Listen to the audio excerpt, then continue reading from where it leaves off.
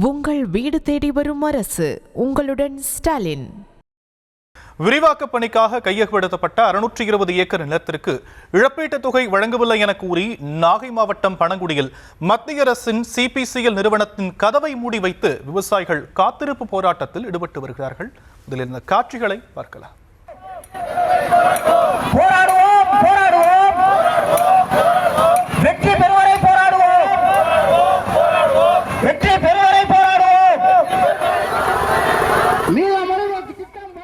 இது பற்றிய மேலும் விவரங்களை செய்தியாளர் லெனின் வழங்க நாம் கேட்கலாம்.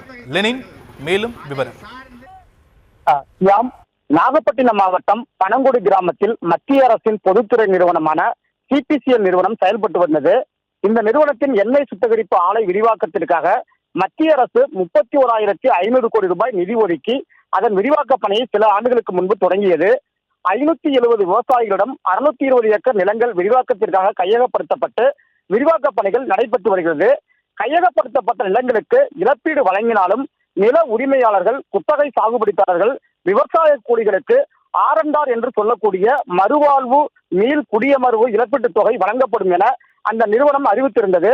ஆனால் இதுநாள் வரை இழப்பீட்டுத் தொகை வழங்காததால் பனங்குடி, நரிமணம், கோபுராஜபுரம் உள்ளிட்ட ஊராட்சிகளை சேர்ந்த பொதுமக்கள் மற்றும் விவசாயிகள் தொடர் போராட்டத்தை நடத்தி வந்தனர்.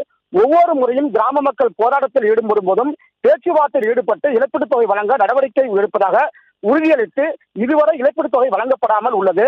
இந்த நிலையில் தற்போது விரிவாக்க பணிகளை சிபிசிஎல் நிறுவனம் தொடங்கியுள்ள நிலையில் அதை தடுத்து நிறுத்தியுள்ள கிராம மக்கள் சிபிசிஎல் நிறுவனம் அறிவித்த ஆரண்டார் என்று சொல்லக்கூடிய மறுவாழ்வு மீள் குடியமர்வு இழப்பீட்டுத் தொகையான 5 லட்சம் ரூபாயை உடனே வழங்க கோரி பனங்குடி, நரிமணம், கோபுராஜபுரம் உள்ளிட்ட கிராமங்களைச் சேர்ந்த பொதுமக்கள் இன்று சிபிசிஎல் நிறுவன வாயிற்கதவை இழுத்து மூடி நிறுவனத்தின் முன்பாக தொடர் காத்திருப்பு போராட்டத்தை தொடங்கி சிபிசிஎல் நிறுவனம் அறிவித்த 5 லட்சம் ரூபாய் உடனே வழங்க கோரியும் மத்திய அரசு கண்டித்தும் தற்போது கோஷங்களை எழுப்பி வருகின்றனர்.